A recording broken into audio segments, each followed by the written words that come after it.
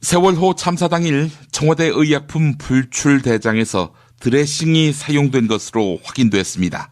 드레싱은 상처난 부위를 소독하고 이를 테이프 등으로 덮는 것을 말하는데요. 앞서 박영수 특별검사팀은 세월호 참사 다음 날 박근혜 얼굴에 주삿바늘 자국을 확인했다고 밝혔습니다.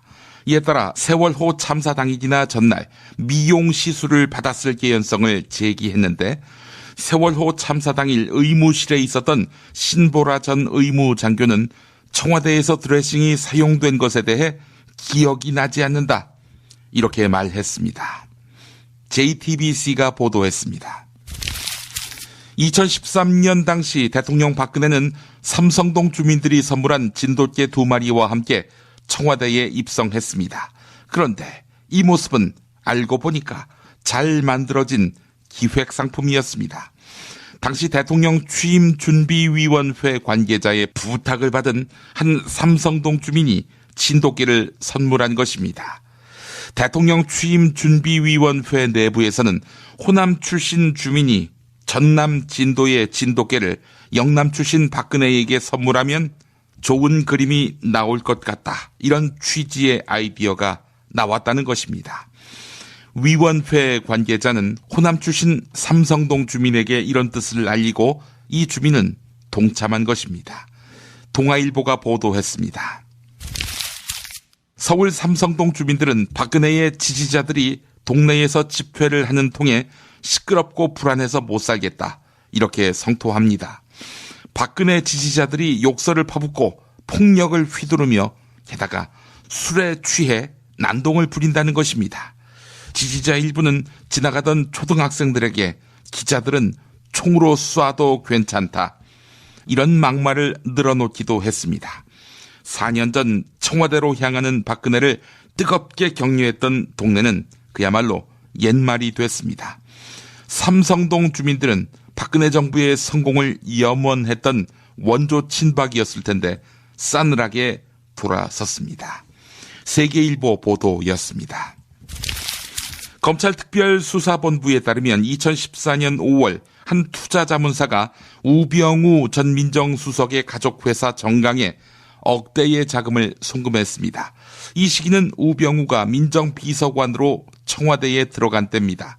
이에 따라 검찰은 이 투자자문사 서모 대표를 소환 조사했는데 서모 대표는 우병우가 변호사 시절 변론을 맡았던 한일이화라는 회사의 사회이사를 지냈습니다. 앞서 한일이화 유모 회장은 배임과 조세범죄 처벌법 위반 혐의로 불구속 기소됐습니다.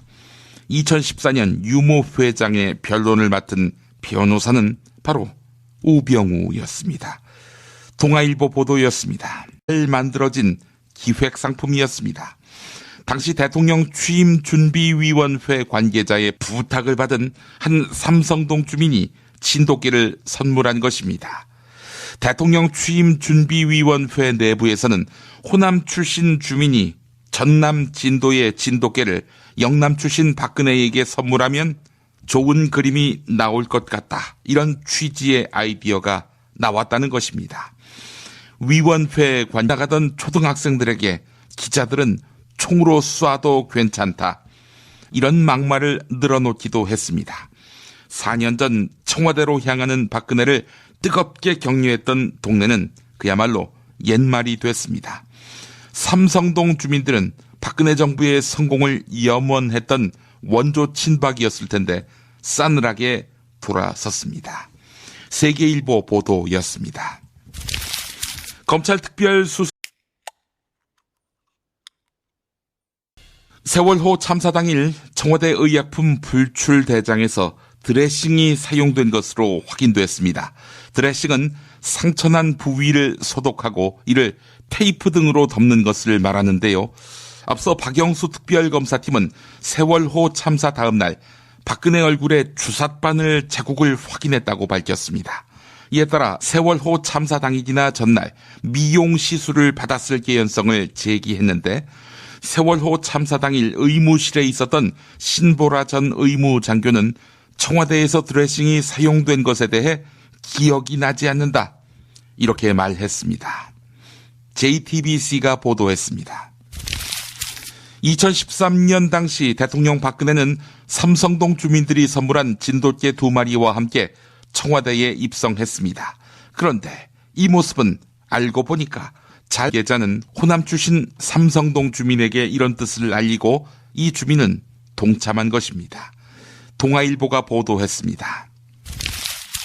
서울 삼성동 주민들은 박근혜의 지지자들이 동네에서 집회를 하는 통에 시끄럽고 불안해서 못 살겠다, 이렇게 성토합니다.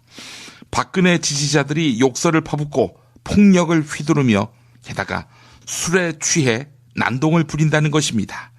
지지자 일부는